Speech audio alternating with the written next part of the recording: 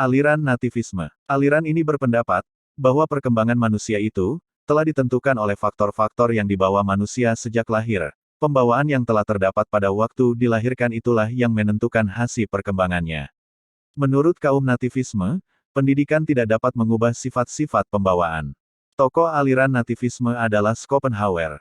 Ia adalah filosof Jerman yang hidup pada tahun 1788 sampai tahun 1880. Aliran ini berpandangan bahwa perkembangan individu ditentukan oleh faktor bawahan sejak lahir.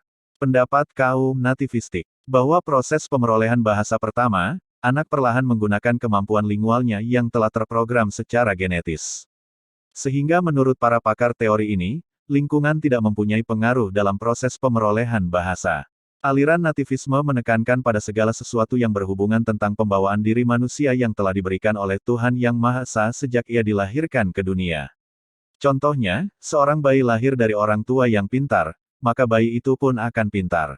Bagaimana penerapan teori nativistik? Penerapan pemikiran filsafat nativisme di sekolah dasar menekankan pada kemampuan yang ada pada diri anak yang dibawa sejak ia dilahirkan, dan sesuai dengan yang telah diberikan, dan ditakdirkan oleh Yang Maha Kuasa. Sejak lahir anak telah membawa tingkah laku yang baik, dan tingkah laku yang buruk. Teori nativisme dikenal juga dengan teori naturalisme atau teori pesimisme. Teori ini berpendapat bahwa manusia itu mengalami pertumbuh kembangan bukan karena faktor pendidikan dan intervensi lain di luar manusia itu, melainkan ditentukan oleh bakat dan pembawaannya.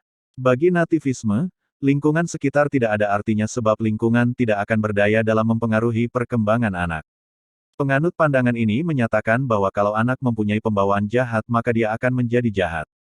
Sebaliknya kalau anak mempunyai pembawaan baik, maka ia akan menjadi orang baik. Teori ini memberikan dasar bahwa suatu keberhasilan tidak ditentukan oleh faktor pendidikan dan lingkungan yang ada pada anak tersebut. Kemampuan berbahasa ditentukan oleh anak itu sendiri.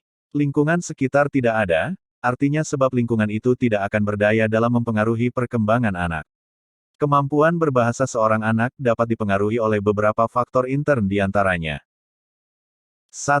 Faktor genetik. Adalah faktor gen dari kedua orang tua yang mendorong adanya suatu bakat yang muncul dari diri manusia.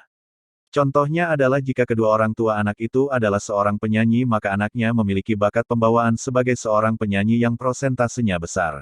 2. Faktor kemampuan anak. Adalah faktor yang menjadikan seorang anak mengetahui potensi yang terdapat dalam dirinya. Faktor ini lebih nyata karena anak dapat mengembangkan potensi yang ada dalam dirinya. Contohnya adalah ketika ada kegiatan ekstrakurikuler pidato anak tersebut tertarik untuk mengikuti guna mengembangkan bakat yang ada pada dirinya. 3. Faktor pertumbuhan anak. Adalah faktor yang mendorong anak mengetahui bakat dan minatnya di setiap pertumbuhan dan perkembangan secara alami sehingga jika pertumbuhan anak itu normal maka dia akan bersikap energik, aktif, dan responsif terhadap kemampuan yang dimiliki. Sebaliknya, jika pertumbuhan anak tidak normal maka anak tersebut tidak bisa mengenali bakat dan kemampuan yang dimiliki. Dari ketiga faktor tersebut, berpengaruh dalam perkembangan, serta kematangan pendidikan anak. Dengan faktor ini juga, akan menimbulkan suatu pendapat, bahwa dapat menciptakan masyarakat yang baik. Dengan ketiga faktor tersebut, memunculkan beberapa tujuan dalam teori nativisme, di mana dengan faktor-faktor yang telah disampaikan dapat menjadikan seseorang yang mantap, dan mempunyai kematangan yang bagus.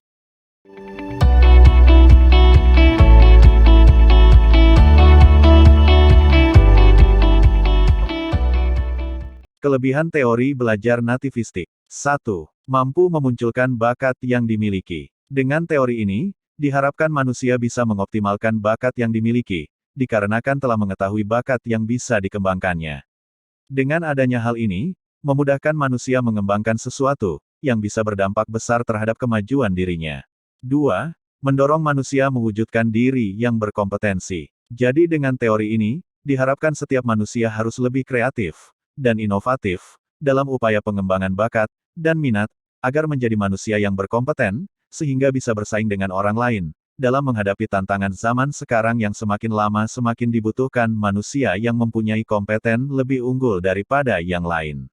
3. Mendorong manusia dalam menentukan pilihan. Adanya teori ini, manusia bisa bersikap lebih bijaksana, terhadap menentukan pilihannya, dan apabila telah menentukan pilihannya, manusia tersebut akan berkomitmen, dan berpegang teguh, terhadap pilihannya tersebut, dan meyakini bahwa, sesuatu yang dipilihnya adalah yang terbaik untuk dirinya. 4. Mendorong manusia untuk mengembangkan potensi dari dalam diri seseorang. Teori ini dikemukakan untuk menjadikan manusia, berperan aktif, dalam pengembangan potensi diri, yang dimiliki agar manusia itu, memiliki ciri khas atau ciri khusus sebagai jati diri manusia. 5. Mendorong manusia mengenali bakat minat yang dimiliki, dengan adanya teori ini, maka manusia akan mudah mengenali bakat yang dimiliki, dengan artian semakin dini manusia mengenali bakat yang dimiliki, maka dengan hal itu manusia dapat lebih memaksimalkan bakatnya, sehingga bisa lebih optimal.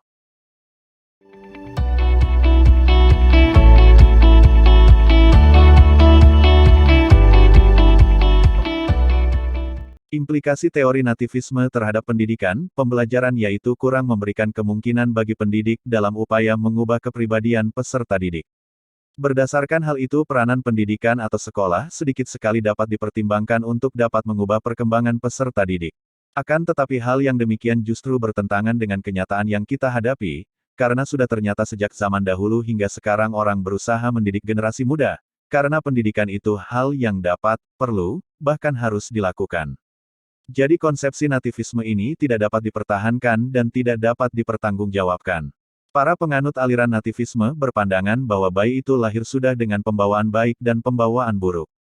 Oleh karena itu, hasil akhir pendidikan ditentukan oleh pembawaan yang sudah dibawa sejak lahir. Berdasarkan pandangan ini, maka keberhasilan pendidikan ditentukan oleh anak didik itu sendiri. Ditekankan bahwa yang jahat akan menjadi jahat, dan yang baik menjadi baik. Pendidikan yang tidak sesuai dengan bakat dan pembawaan anak didik tidak akan berguna untuk perkembangan anak sendiri dalam proses belajarnya.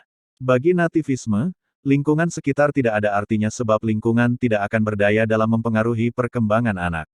Penganut pandangan ini menyatakan bahwa jika anak memiliki pembawaan jahat maka dia akan menjadi jahat, sebaliknya apabila mempunyai pembawaan baik, maka dia menjadi orang yang baik. Pembawaan buruk dan pembawaan baik ini tidak dapat dirubah dari kekuatan luar. Demikian penjelasan materi teori belajar bahasa nativistik. Materi selanjutnya akan dibahas teori belajar bahasa kognitivistik. Ikuti terus video materi selanjutnya. Jangan lupa subscribe, like, dan komentar di kolom komentar. Ingat komentar menggunakan bahasa Indonesia yang baik.